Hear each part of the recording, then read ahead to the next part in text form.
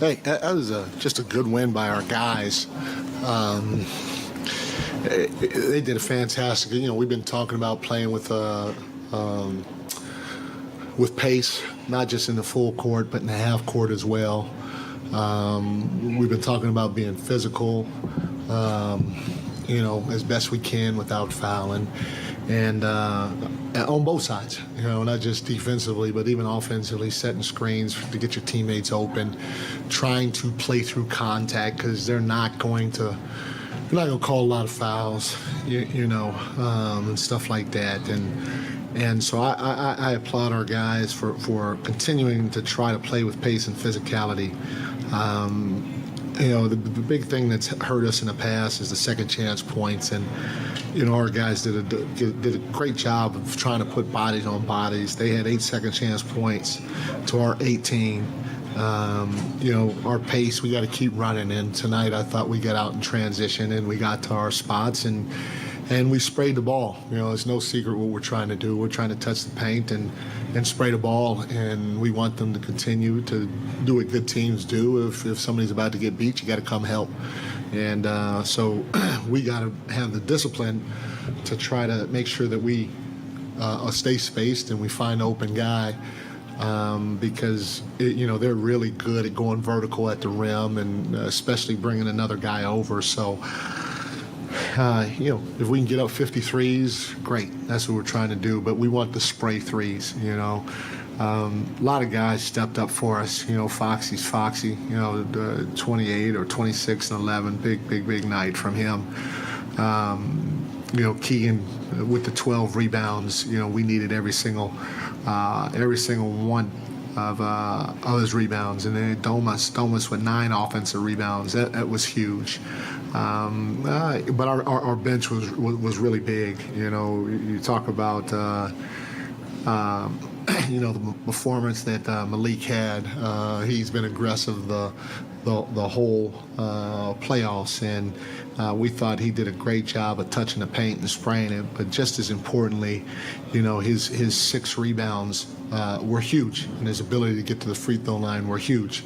And then obviously Trey. Trey was fantastic. He had 10 rebounds himself, and we told him, hey, if you're open, just let that thing go. And then TD was great. He hadn't played much this series. Thought he came in and he did a heck of a job trying to make whoever he had to guard work. So big win by our group today or tonight. What told you to go small and spread it out, and how did you just see it impact the game? I got two guys on my staff. They drove me freaking crazy in our last meeting. Robbie Lemons is our analytics coach. He was the one that kept beat my freaking head in to do this. And Luke Laux, and we were all on board with it, but those 2 guys were probably the most adamant, and not necessarily.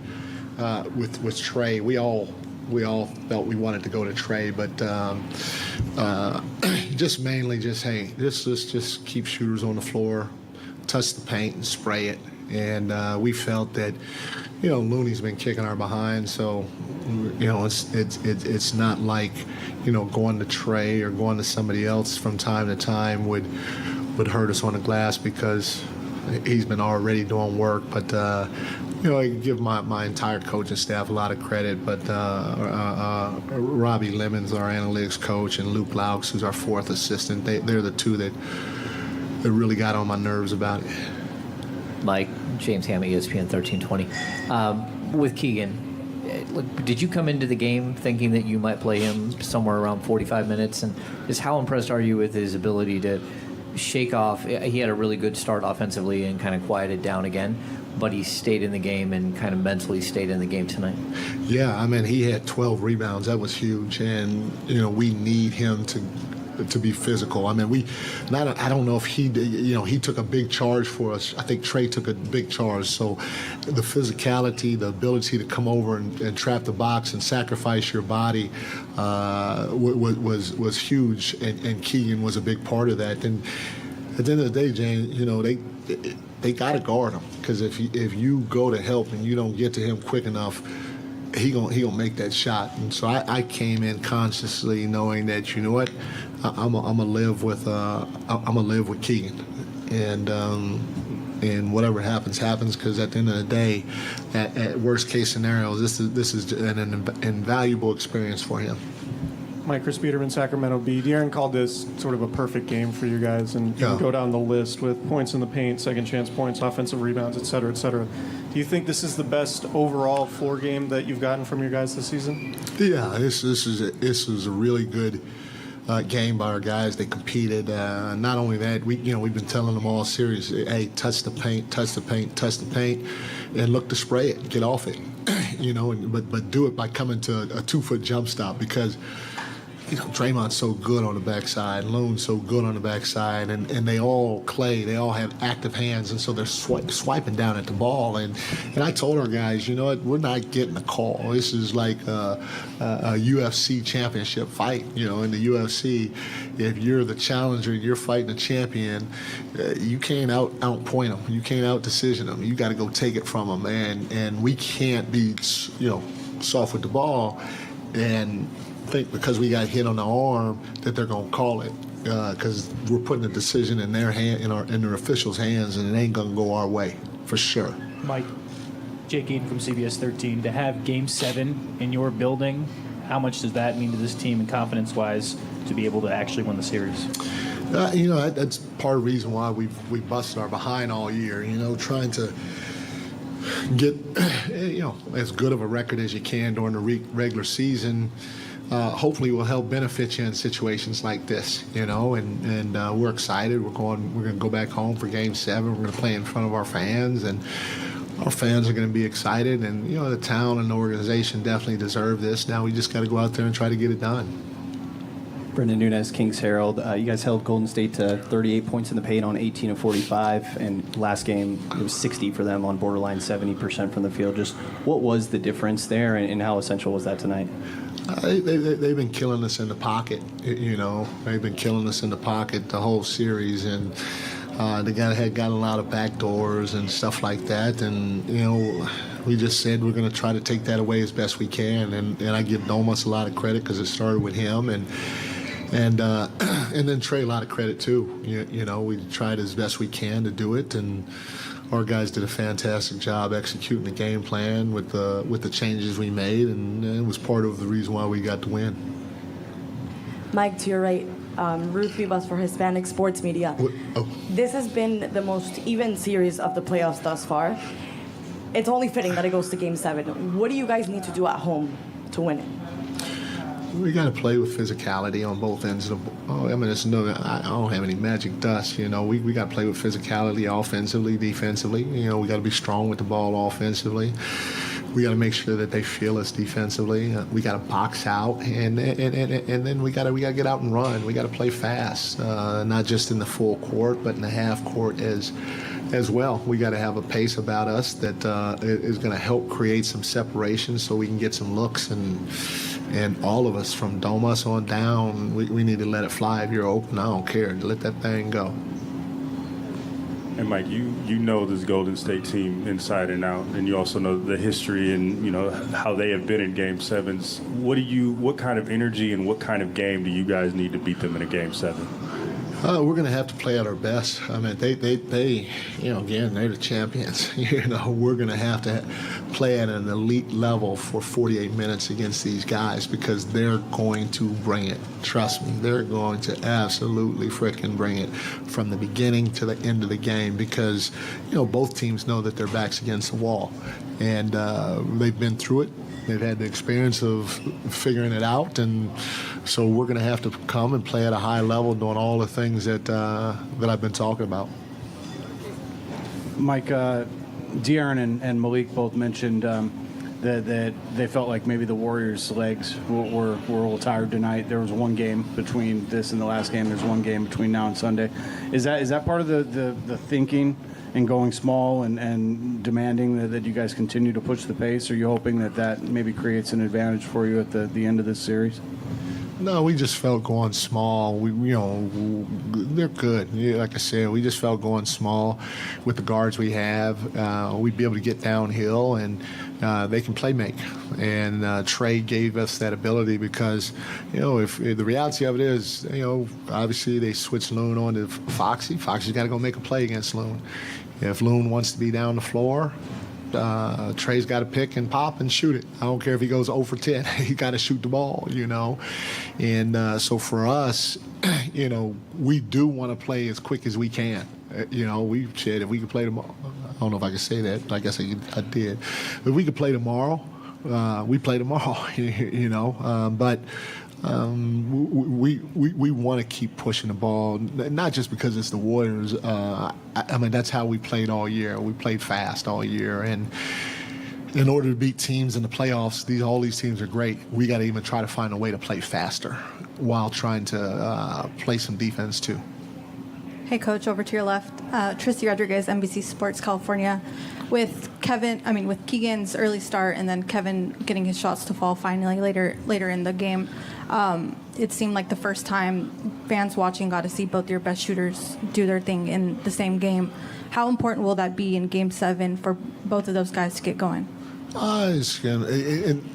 More than get going, they both got to shoot when they're open. So that's the first thing. And then on top of that, they can't hesitate. And on top of that, obviously, the more that they get going, that's the less pressure it's on Fox and Domas to try to have to score. Because they're going to pay a lot of attention to Fox. They're paying a lot of attention to Malik, and those guys are doing a great job of getting downhill. And so they're going to have some opportunities to get some spray threes. And so, to help us out if they can make them, but more than making them, they got to make sure they take them. But we got to make sure we find them too. Hey, Mike. Matt George, ABC 10. Speaking of Kevin Huerter, he seemed relieved to finally get some of those shots to go. You've stuck with him and let him kind of work his way through this over the course of this series.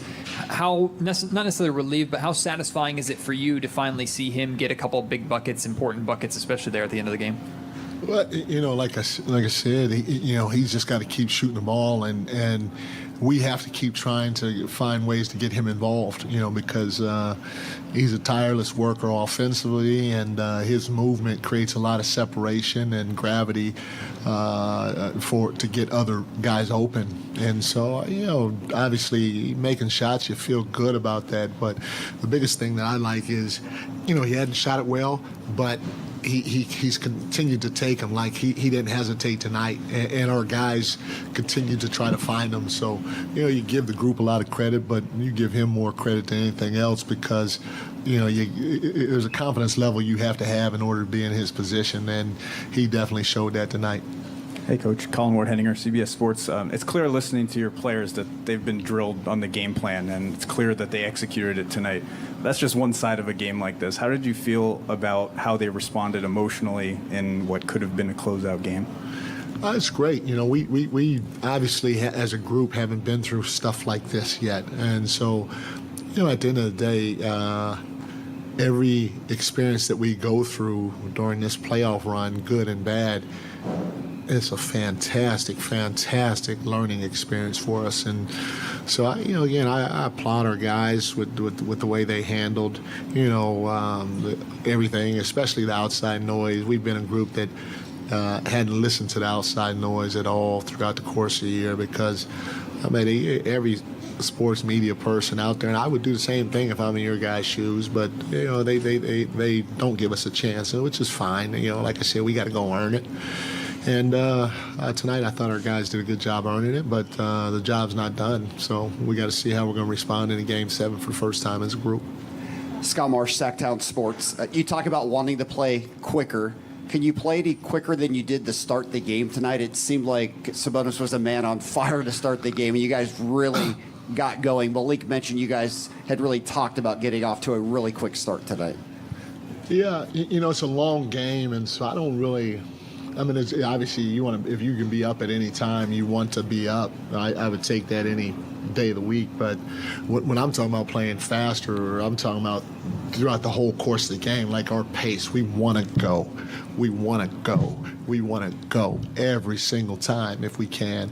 And then in the half court, when we're making our cuts and our reads and all that, it's got to be boom, right now with a sense of urgency, And if we could do that for as close to 48 minutes as possible, we feel like we're going to generate some good looks. And then at the end of the day, you just hope the looks go in.